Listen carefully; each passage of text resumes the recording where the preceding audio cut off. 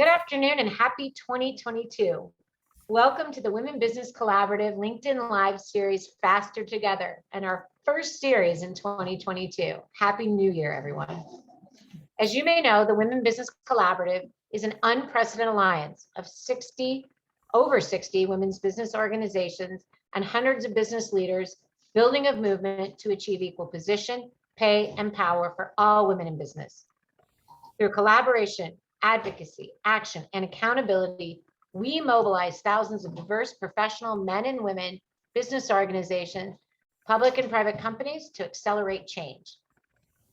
And it is by uniting more than 60 of the leading women business organizations and over 450 champions that the WBC activates our vast network to attain immediate and long-term results around 9 essential action initiatives.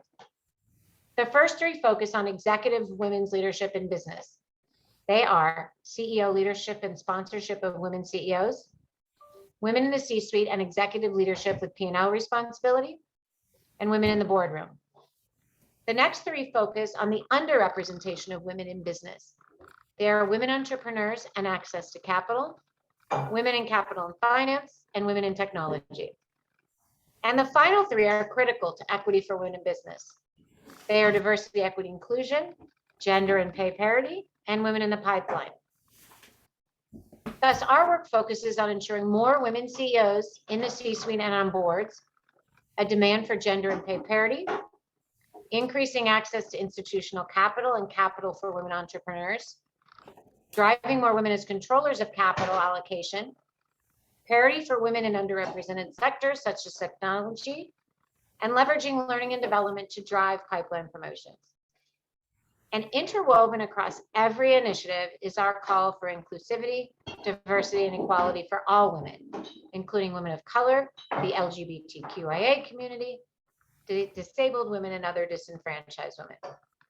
Our collaboration and network is spearheaded by our board, partners, advisors and leadership councils, and our corporate sponsors. The WBC reaches millions of business leaders across the United States and the globe. The WBC is committed to diversity. Our councils and board of directors include more than 34% people of color. And it is this power of combining the collaborative approach with our women's business movement that's already creating momentum and accelerating the pace of change for businesswomen. Today, we're here to talk about pay parity. And we're speaking with Amy Cross, the founder of Gender Fair. Gender Fair is a WBC partner organization and participates in the Women Business Collaborative Gender and Pay Parity Action Initiative. And as well, their CEO, Jose Zelstra, sits on the board of the WBC. Welcome, Amy. Oh, thank you, Gwen. It's always fun to talk to you. It's going to be a great conversation today. Yeah. Let me start with one question. What's the mission of Gender Fair? Okay. And what do you do in terms of pay parity? Well, Gender Fair, basically, our idea is to use market pressure to drive equality. Instead of just begging for equality, we say that women have money as consumers, as business owners, as shareholders, and we will use that money to drive change. So what we do is we created a rating system to score companies on gender equality. The rating system is informed by the UN WEPs.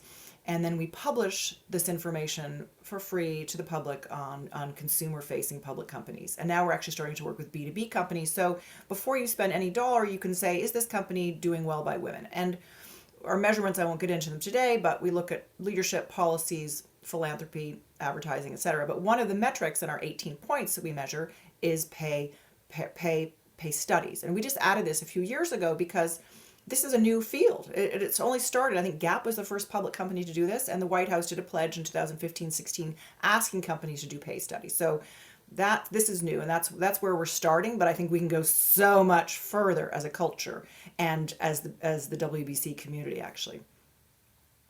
We were just talking about this before we get on. I mean, why is this transparency around pay parity so important? Why, it's linked to a couple other things, as you mentioned, and specifically to gender. Right. Can we talk a little bit about how important that is in the workplace? Sure. So pay parity is tied up with overall parity. They're interlinked, of course, right? So first of all, if we have greater pay parity, scholars have said it will increase the GDP by almost 3% or $500 million. That's a good thing. it's a moral value that people are paid the same, right? To have fair pricing in a market that's fair.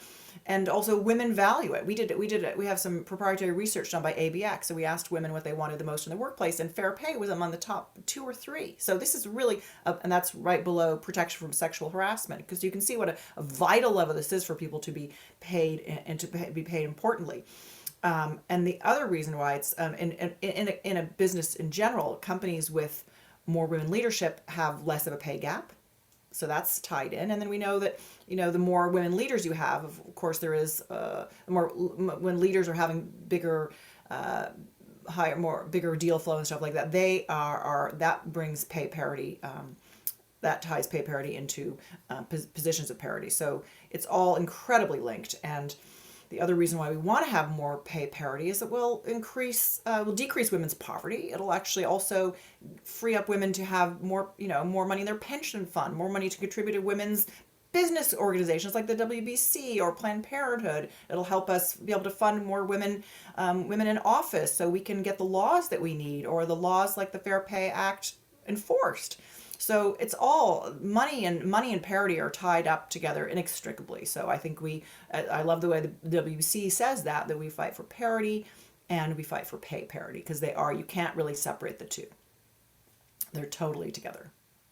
It's totally related, to issues of underemployment and some other things. But, as you founded Gender Fairness, you're talking about this not just with respect to pay parity. How Right. important is transparency? Because one of the things I think we're all learning is that maybe studies are done, whether it's pay parity or D&I, but transparency is critical. Talk about what that does for the company, what that does for the consumers. Right, exactly. Transparency is key to all fairness, really. Like anything that happens in darkness is considered unfair. Like Lewis, that's the thing about sunlight is a disinfectant. So Gender Fair exists to show transparency about companies, and companies are rewarded whether they publish this information on many different aspects, including pay. But when it comes to pay transparency, this is a way to drive things forward, because when pay is secret, when it's not looked at, when it's not measured, it's much easier for unfairness to replicate. So the first thing that's happening right now, as I mentioned earlier, are these pay studies. And in our database, I think about 14% of companies have done equal pay studies, and they say, oh, we measured women's pay versus men's pay, and we found out there's a 1% differential, and they publish that on our website. So that's what we grade companies for on the Gender Fair Index. And that's the first step. And that's just, as I said, been happening over the last few years. And now some in the UK, they actually make companies report on median and overall sort of. And that shows a deeper number that shows the lack of parity in an organization, because you can show the aggregate of all what women are paid is 1 billion, and the aggregate of what men are paid are 1.25 billion. So you can see there's a problem. So Citibank is the company, the first company in the US to publish these more revelatory numbers, and that's really important. So we want companies to be transparent, and we want them to study their pay. We want them to do a pay gap analysis like this on gender and race. That's really important. And some companies are actually saying they're going to start adding intersectionality into their analyses. I think Zillow is the first one that I've heard of doing that. And now there's another way, and if you want to ask me about more transparency, yes, there can be even more than these studies. And the really newest thing we're seeing in our database and in general is total transparency. There's 2 levels for that. Like some companies now share their pay bands and levels, like I think Eli Lilly does, P&G does, with their employees. Vice Media, I just heard, is doing it too. So employees can see what the bands are and how you're paid. So that sort of takes out some of the mystery of, am I being paid fairly? And that's important. And then the next level beyond that is some companies now have total pay transparency. So you can see what everyone in your field, what everyone is making, what based on what level they are. And they actually, Whole Foods, Buffer, what's another one? I think Some All. So they're actually sharing. Lafleur, which is a Gender Fair company, they actually show everybody what everybody makes. Now, I think you mentioned that some people may not be comfortable with that, Gwen, that we're not used to talking about money, right? You shouldn't know that I make, $5 a year. But in a way, we should all ask ourselves, why do we care if people know how much money we make? Is that really that damning of information? Like, I think that's an interesting question to me personally, actually. Why do we not want to talk about this? Why do we consider it, untoward? I think I you've hear worked you with saying with the difference between total transparency and transparency, right? Is total transparency would say, within a company, and I'm going to ask this question, or outside of the company, you would say, this is what Amy Cross makes, this is what Gwen Young makes, and this is what Bob Smith makes. Is it important that it's within the company? Is it important that it's transparent outside of the company? I would say like people could know. Some companies have published, like Buffer published theirs online. You could in the GS system. Sometimes you know what levels people are in GS, or in the Ontario Sunlight list. People can see outside the government how much you're paid, but those are public servants, so that's reasonable. But so I wouldn't say it's necessary that everyone outside the company knows. But in my mind, in my personal view, would be the best practice would be to have total transparency about everyone in your company, because then you can it's there's less dispute, there's less fear of whether you're being unpaid fairly, and everyone can sort of rationalize. Now, we can talk later about systems companies can do to make this, to back up that transparency. Because if you just say, oh, she's $5, he's $20, or vice versa, you have to know, well, he's had this many levels of this much level of education, he's had this much more schooling. So, you need other structures in place besides just like, opening up the books. But yeah, as you can see, I'm really a fan of transparency. And they say they say it's good. They say women should start talking about money. We've been told we shouldn't talk about money or sex, but we'll talk about money. Let's go beyond transparency though, right? Because there's other things besides transparency that are important to ensuring pay parity. When I hear about some of those organizational policies and other things, like how you're recruiting, we often hear how you recruit people, whether you ask for somebody's pay history, how you negotiate salaries, what you consider in promoting people. Can you talk about some of the other policies in place that are important for ensuring pay parity? Right. So like I just see in the research, from what I see the research, there's lots of cool stuff happening around this. Like, as you say, salary histories now are forbidden in many states. Some companies forbid you from talking about asking about salary history, even internally. I think it's one of the I forget which one now, but one of Hanover Insurance maybe says that people, even the HR department, isn't really supposed to ask people asking for internal promotions, because that can reify these processes, this lack of parity. So that's a goal. So salary history is important. In some states you can be fired for asking people about salaries now, and that law is coming on the books now. So there's no punishment, and some companies are adding that law, that policies, like, you won't be punished. I think Starbucks made a very wonderful policy around pay, and one of them is that we won't be punished for addressing pay issues, and there's forums to discuss it. So so salary history is one. Another one is information and technology, like that companies can do. I think IBM has this in Cognipay where they assess things. They use some AI to assess it, to compare all these salaries internally and externally. There can be back to the overall connection of parity and pay parity. Companies are trying to de-bias the promotion and bonus process. So there's objective criteria that staffers are given to evaluate someone's performance, that are just like, oh, Gwen's a team player, or I really like playing golf with Gwen. So that's another way of making sure your predilection to give people more money is based on real objective criteria. So that's exciting. Google has some policy where every single dollar extra given to an employee has to be accounted for. So that helps us. Like, humans need, I think, is it Iris Bonet who says that you can't just sort of de-bias your brain. You have to create fair process to make sure that you're making decisions objectively as opposed to with bias. So I think that is all really, really helpful and powerful. Will help when we do move to my nirvana of total pay transparency. Those structures will help support that, so it's not just out of thin air. Also, another thing that's been happening over the last few years is companies are saying no negotiations in hiring or in promotions. Again, deciding you have to go to objective criteria.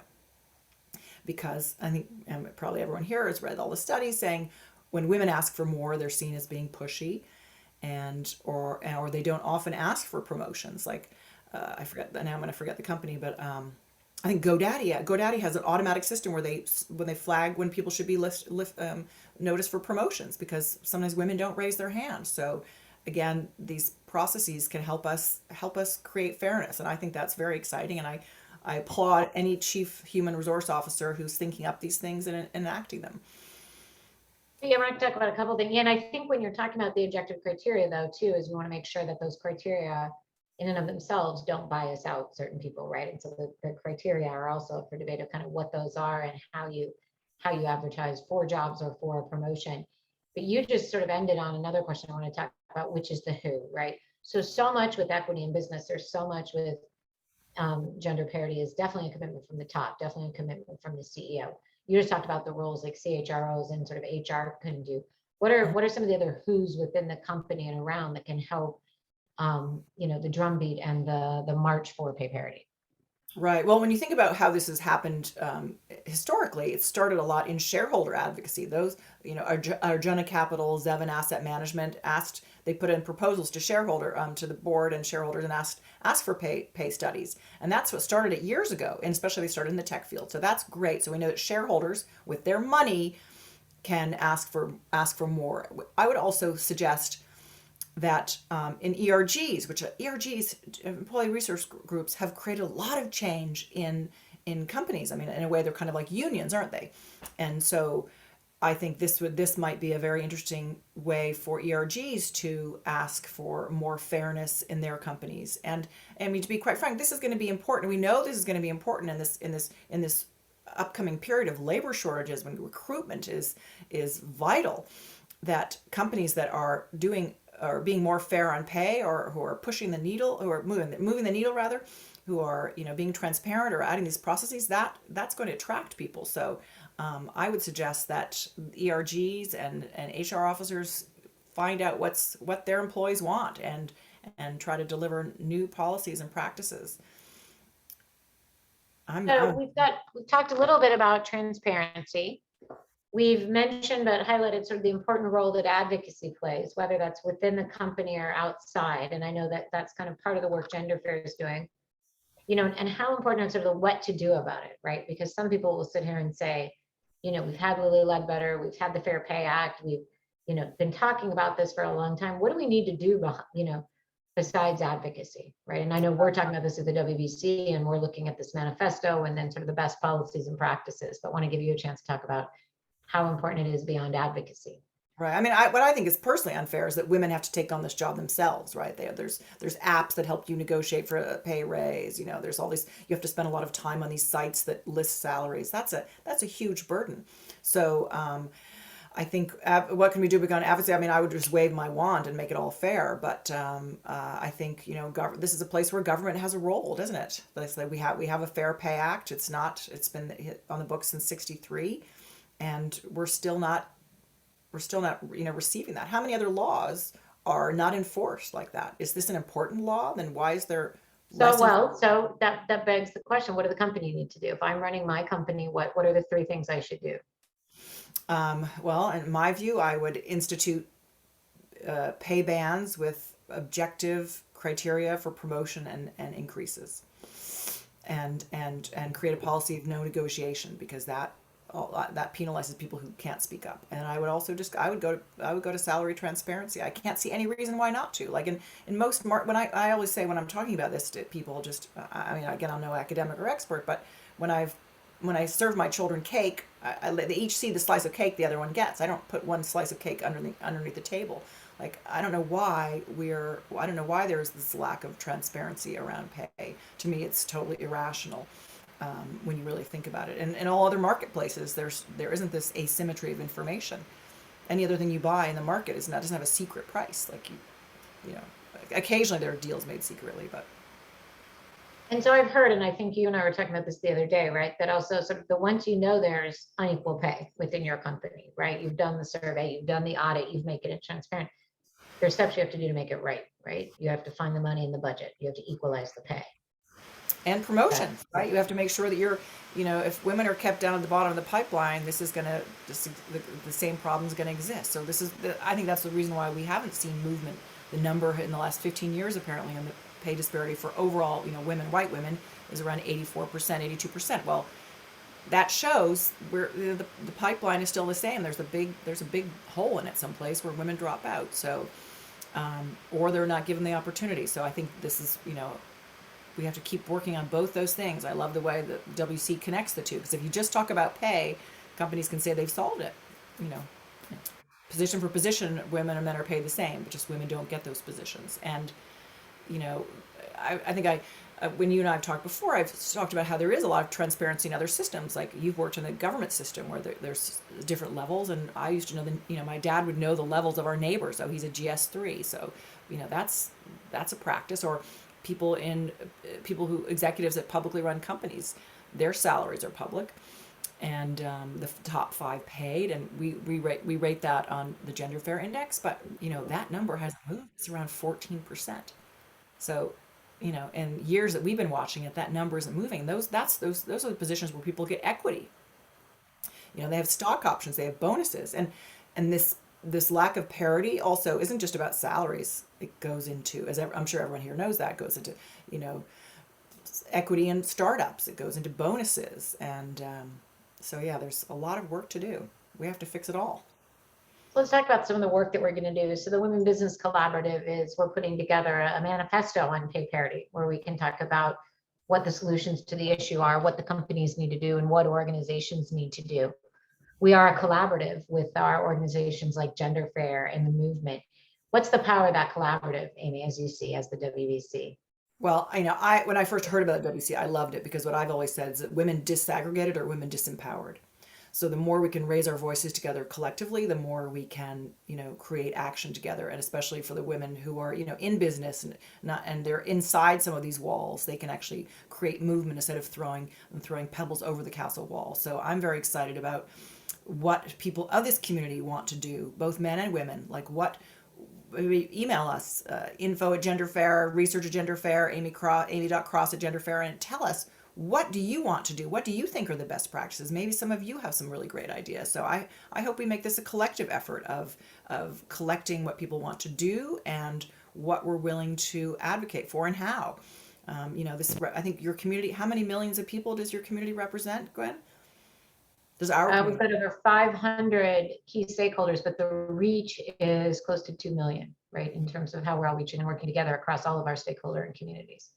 Well, those 2 million women, don't they say that it takes like 3% of population to create significant change? Women and men.